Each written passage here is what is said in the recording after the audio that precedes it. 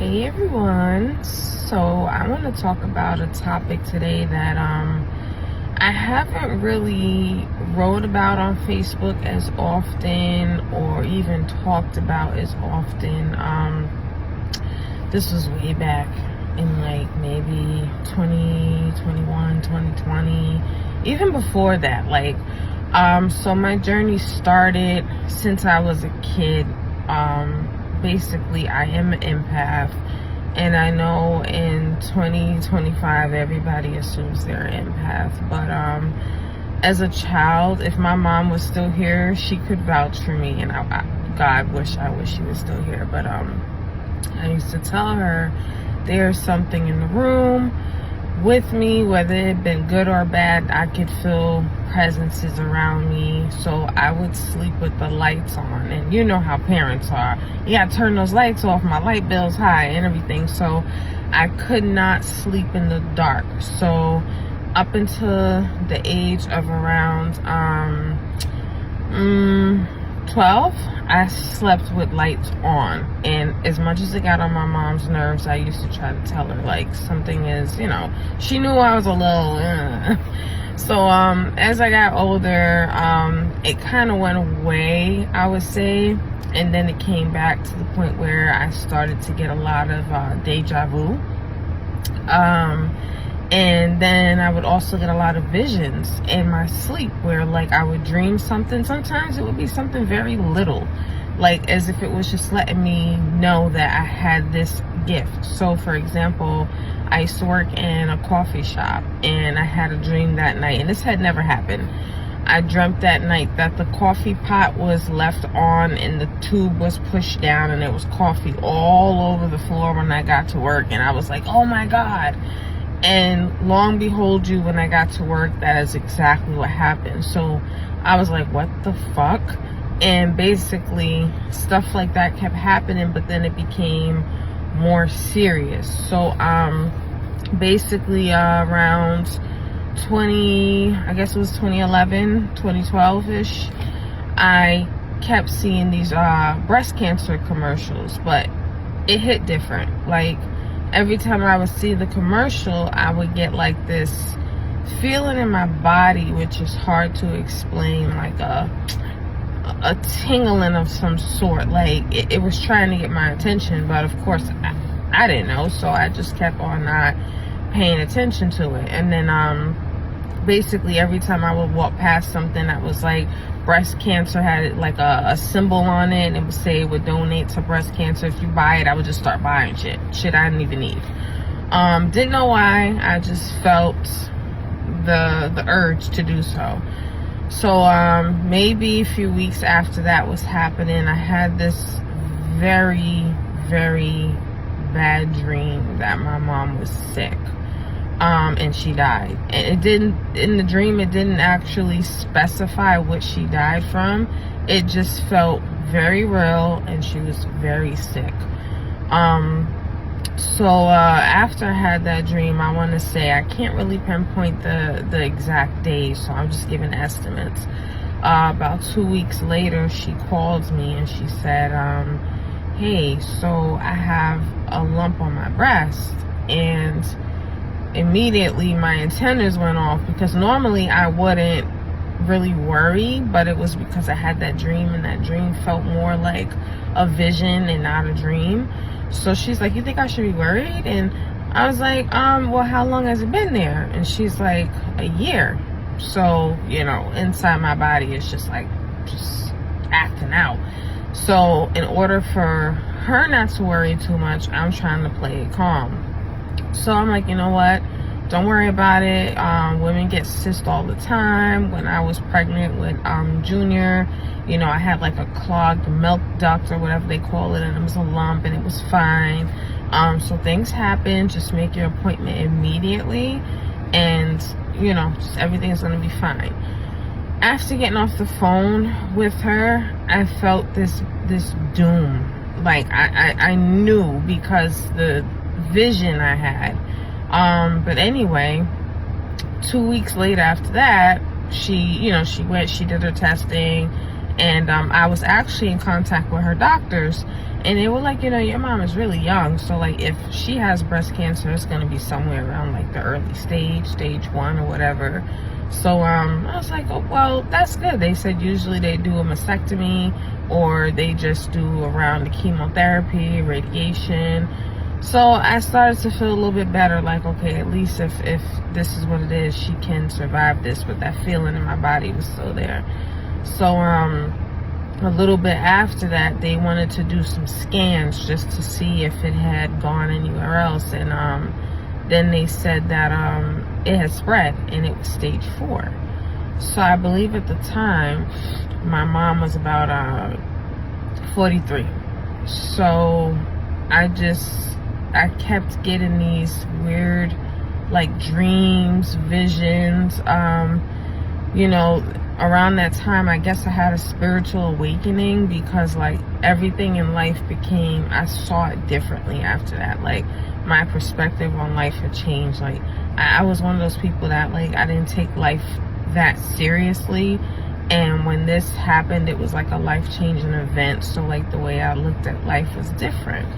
I started to notice a lot of changes in me. For instance, when people around me were sick, or they would be like, my arm hurts, all of a sudden my arm is hurting, and I'm like, okay, that's weird. Or like, and usually it was people I care about. So like when my mom was hurting, like she'd be like, because she had it in her bones, so she'd be like, oh, I'm feeling it in my bones. Then when she was feeling it, I was feeling it too. And it was really like confusing for me, and I kept trying to figure out what the hell is wrong with me. Like I didn't know what an empath was. Honestly, I was like, am I a psychic? But then I'm like, this doesn't make any sense, because like when I look up psychics, this is not what is it's not making sense.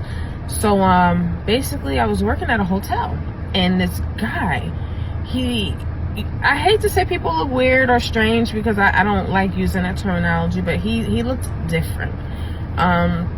He came up to me, he said, you don't belong here.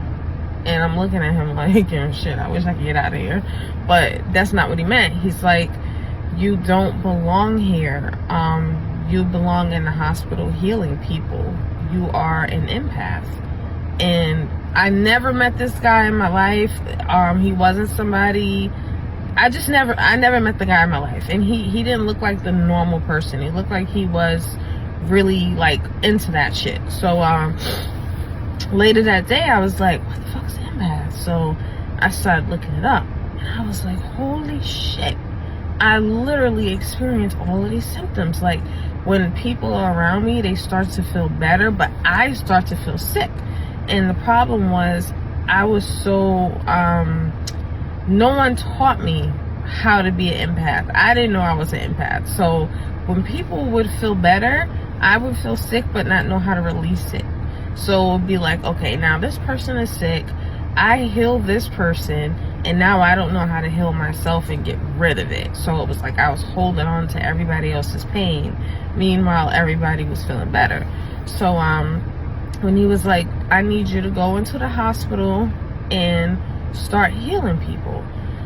So basically, obviously the first person I tried to heal was my mom. So when she was in hospice, I would just hold on to her, and just with everything in me, I would just say, please let this, this illness come out of her, please. Like I didn't know what to do or how to do it.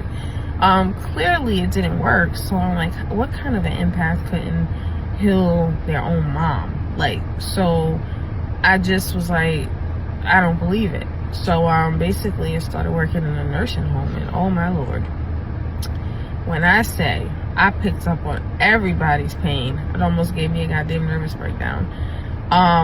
It was so bad that like I wished it away. I isolated myself. I didn't want to go outside. Not only that, it was like I could, you know how they say you know what someone's thinking? It wasn't as if I could hear people's thoughts. I could feel people's thoughts. I could feel their emotions. So like if somebody was sad and like they were smiling, I knew they were sad. I knew they were hurting inside. Or if somebody was thinking something about me, I knew they were thinking it about me, and I knew if it was good or if it was bad based off of the energy that I was feeling in my body. So to this day, I isolate because I don't like it. I don't like it. I didn't ask for it. I'm pretty sure if I practiced or if I met someone who was very good at it, I would be able to go very far with being an empath and being able to use these gifts. A lot of people used to call me weird. You ask my husband, he was like, yo, you're a weirdo. Like, what the fuck are you talking about? But yeah, empaths are real. They're able to heal people. There are a lot of empaths. There are people that don't know. They think they're going freaking crazy.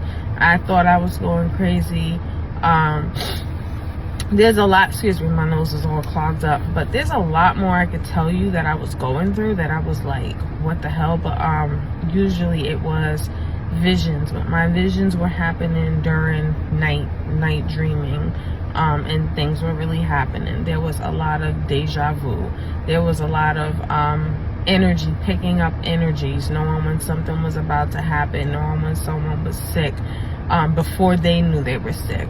A lot of picking up on other people's pain, but not being able to transmute, like basically pick it up and then release it. That I still don't know how to do. So basically one day I was just like, you know what, I don't want this gift. And I don't know how I do it, but I just basically when people are sick, I kind of just like, it's not like I cut off the empathy, but it's something that I do where I block it. I block it out. I can't. And I think that's where most of my health problems came from. Like, at first I was like, maybe it was COVID, but then I realized even before that, being around so many sick people at the same time, or like, for instance, when people used to die at my job, we had to clean them up. Sometimes I would hold their hands and I wouldn't use gloves, and that energy I would feel that was coming off of them was like the worst feeling ever, and it would stick on me for like a week or two. And basically when people started passing away at my job, I would either try to avoid touching or like putting on like 3 pairs of gloves, because I was like, I cannot feel that energy anymore. And I'm pretty sure there's someone out there that understands what I'm saying. I'm not too experienced with it, but I definitely know what it is. I just don't know how to control it. So like I said, now I wouldn't say, I guess I could say I cut off my empathy in a way. Like, I still feel sorry for people. I still feel empathy. I'm still kind, but I'm at the point where I don't want to take on anybody else's pain anymore, because I don't know how to release it from myself, which is why I think I caused myself a lot of depression and anxiety. I used to cry for people all over the world. Like, when I say I used to think about the kids that were hungry in Africa and just start bawling, like, oh my God, right now there's a kid that's starving, and like, people would be like, what the fuck is wrong with you? Like, why are you even thinking about that? But it was like, it was my heart. My heart was so soft. It was the empathy. So, yeah, if there's anybody that could relate, or anybody that could help me understand how I could still keep my gifts without actually having to turn them off and drive myself crazy, that would be great. But yeah, I just wanted to share that, because I'm sure there's many people out there that deal with this. We just all deal with it differently. But again, you will notice that a lot of empaths do suffer from depression, anxiety. Sometimes they have different gifts where you see things, and of course they'll be like, oh, you're schizophrenic. Not to say that there aren't people who are schizophrenic, but sometimes it is misdiagnosed. So I'm sure there are people who get it, who understand. So if you understand, if you experience anything like that, please let me know in the comments.